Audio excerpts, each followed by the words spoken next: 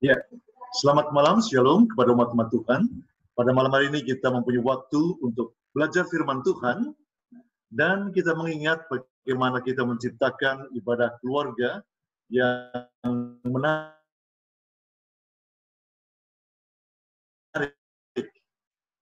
Firman Tuhan dalam Ulangan pasal 6 ayat 4, hai orang Israel, Tuhan itu Allah kita. Tuhan itu esa segenap jiwamu dan dengan segenap kekuatanmu, apa yang kuperintahkan kepadamu pada hari ini, haruslah engkau perhatikan. Haruslah engkau mengadakannya berulang-ulang kepada anak-anakmu.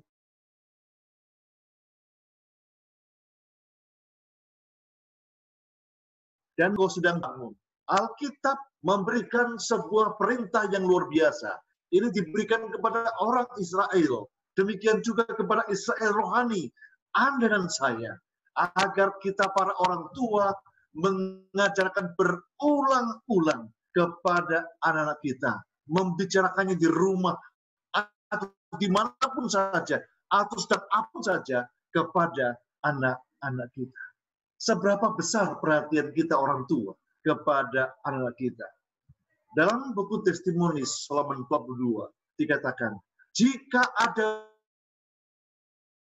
waktunya bagi setiap rumah menjadi rumah berdoa, waktunya adalah sekarang. For it's time to seek the Lord.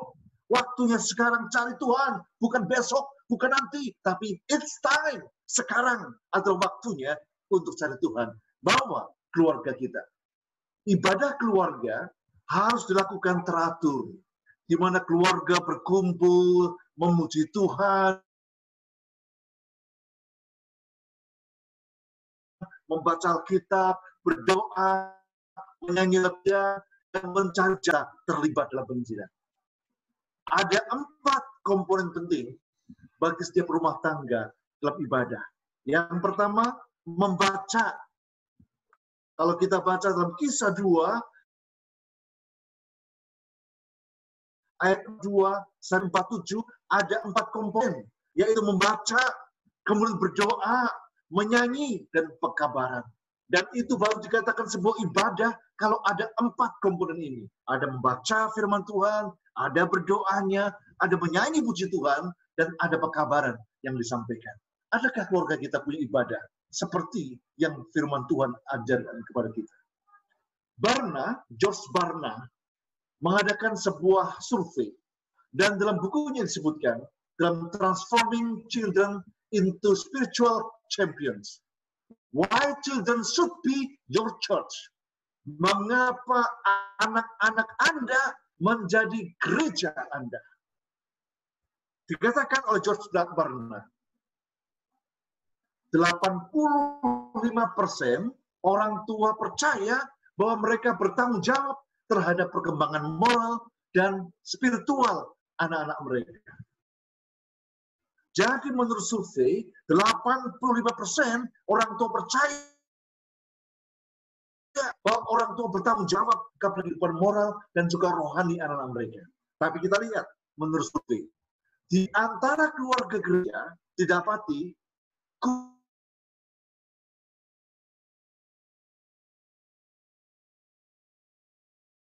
kurang dari 10 keluarga dalam seminggu.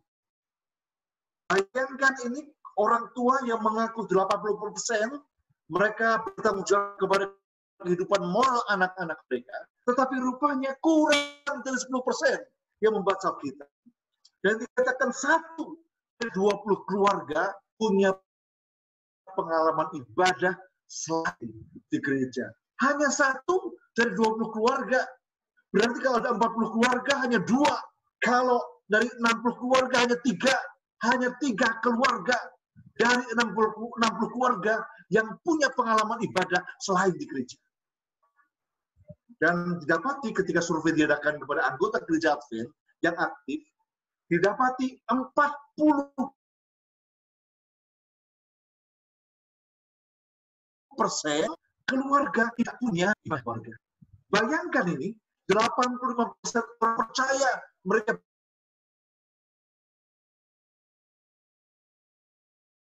bertanggung jawab kepada jangan termasuk tua-tua jemaat, jangan-jangan termasuk keluarga pendeta, tidak punya ibadah keluarga. Kemudian 27% hanya mereka yang beribadah setiap hari. Hanya 27%, sangat sedikit. Dan 33% beribadah minggu sekali.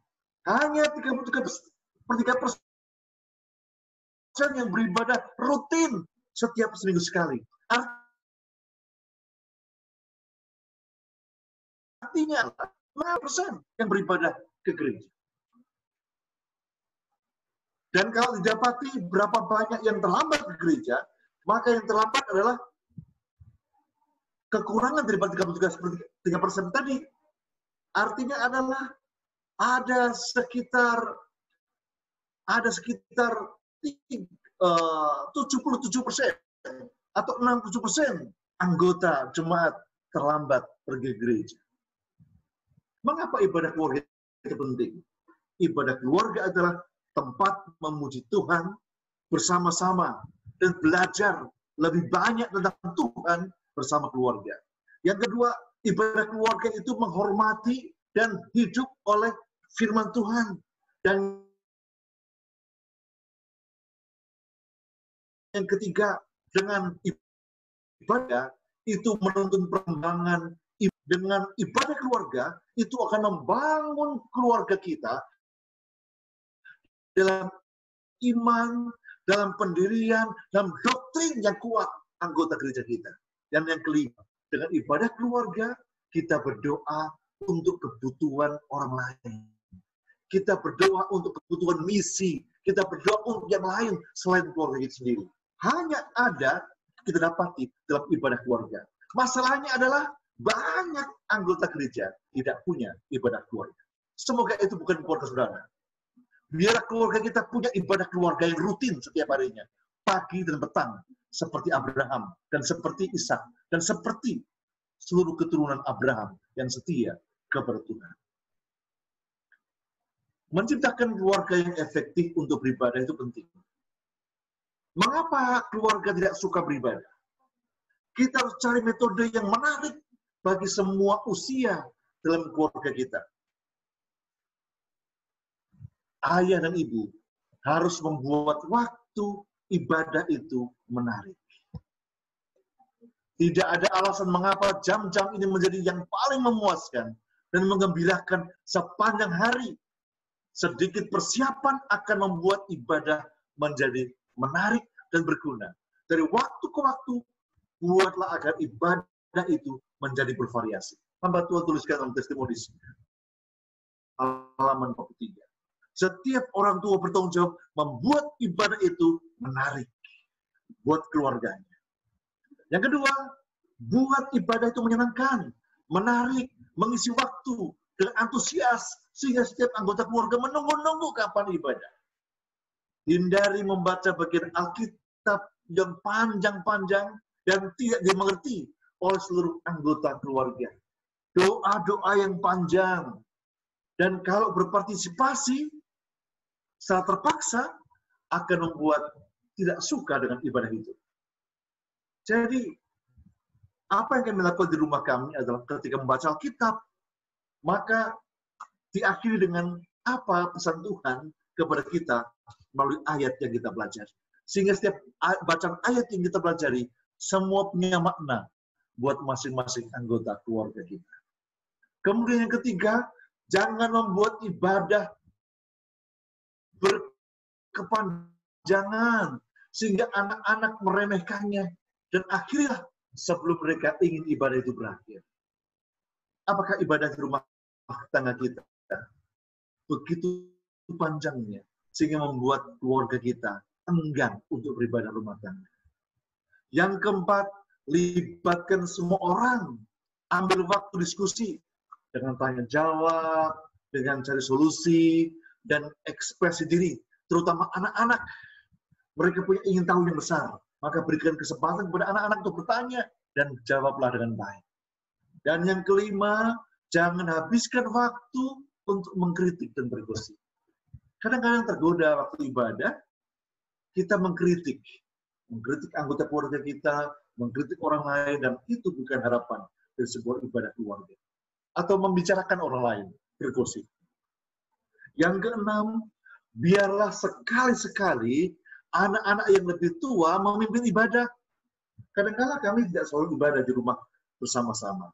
Kadang-kala kami di tempat yang jauh dalam pelayanan bersama istri saya atau sendirian, maka saya sampaikan berkeluarga, biarlah ada yang bertanggung jawab ibadah di rumah tangga. Meskipun kami tidak ada, maka anak tertua bertanggung jawab. Setelah itu, kalau tidak ada anak tertua, anak yang kedua, anak yang terakhir, atau orang tua kita. Sehingga ada yang bertanggung jawab membuat ibadah itu selalu ada, meskipun kita tidak ada di rumah. Yang berikutnya, buat ibadah keluarga pada waktu yang menyenangkan bagi semua anggota keluarga. Tentukan waktu bersama-sama. Kapan waktunya ibadah keluarga itu? Pagi jam berapa, malam jam berapa, dan buat semua itu mereka bergembira dengan ibadah itu. Ada beberapa contoh praktis tentang bagaimana membuat ibadah keluarga itu menarik atau bervariasi. Mungkin dengan membaca potongan Alkitab. Ada potongan Alkitab, ayat tertentu, dibagikan, diacak, kita temukan, dan kita terangkan apa arti ayat itu. Atau kita berbicara tentang mujizat Yesus. Bagaimana Yesus membuat mujizatnya. Kemudian mungkin juga contoh yang lain adalah menceritakan karakter tokoh Alkitab. Atau mungkin berikutnya lagi doktrin Alkitab. Doktrin apa yang kita pelajari malam hari ini? Doktrin apa yang kita pelajari besok pagi? Tetapi kita bersyukur kepada Tuhan bahwa gereja kita mempunyai bahan yang sangat lengkap. Renungan pagi ada bahan dari sejarah conference renungan pagi. Untuk malam hari, renungan malam ada bahannya, yaitu sekolah Sabat. Tidak usah cari, susah.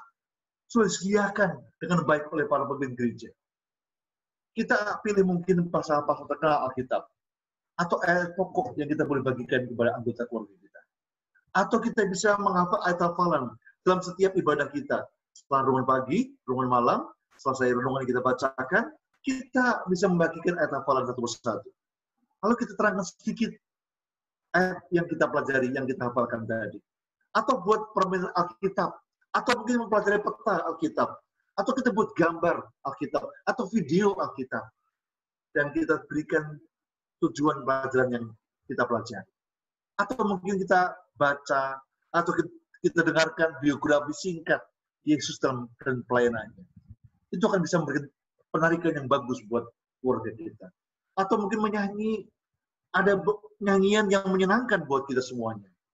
Ada renungan singkat, seperti itu yang kita bisa buat dalam kehidupan keluarga kita. Pada malam hari ini, firman Tuhan mengingatkan kepada dan saya sebagai orang tua. Mari kita buat ibadah keluarga. Kesimpulan pada malam hari ini adalah, apapun yang bisa kita lakukan, kita lakukan. Jangan tidak melakukan apapun untuk membuat ibadah keluarga kita. Yang kedua, buatlah ibadah keluarga itu menarik, praktis, berpusat pada Yesus, relevan, dan membuat seluruh anggota keluarga terlibat. Yang ketiga, hubungan halangan ibadah keluarga. Apakah perbedaan usia, orang tua yang kurang komitmen, orang tua yang tidak merasa kompeten, anak-anak yang menolak ibadah keluarga, harus diatasi. Maka kalau punya anak kecil, berikan juga renungan buat anak kecil. Karena seringkali renungan buat orang dewasa tidak cocok buat anak kita. Dan itu yang harus kita buat. Buatlah ibadah keluarga itu menarik buat kita. Lebih banyak engkau tunjukkan cinta dan komitmenmu pada Yesus. Dia akan menjadikan hidup Kristenan kita ideal buat anak kita. Buat ruang berdoa untuk anak dan keluarga kita. Tinggalkan mereka dalam tangan Allah dan Tuhan akan menjaga anak kita. Dengan bersungguh-sungguh doa yang diucapkan akan memagari anak kita. Mereka seharusnya berdoa dengan penuh iman sehingga Allah akan tinggal dengan mereka. Dan malaikat Tuhan yang suci akan menjaga mereka dan anak-anak kita dari cengkraman, kuasa, kegelapan. Seorang ayah hendaknya berdoa untuk anak-anaknya dan cucu-cucunya setiap hari. Dan membawa mereka lebih dekat kepada Tuhan. Yakobus 5 ayat 16, karena itu hendaklah kamu saling mengaku dosamu, dan saling mendoakan supaya kamu sembuh. Doa orang yang benar, dikatakan yakin didoakan, sangat besar kuasanya. Kiranya malam hari ini, saudara akan membuat perubahan bersama dengan Tuhan. Biarlah survei yang dibuat Josh Barna tidak akan kita genapi, di mana kita tidak akan membuat kita termasuk dalam survei yang menyatakan keluarga yang tidak ada ibadah rumah tangga dan tidak suka berdoa. Tuhan kiranya memberkati kita, dan bila anak-anak dan keturunan kita yang ada di tangan kita, kita boleh persembahkan kepada Tuhan. Tuhan memberkati kita. Amin.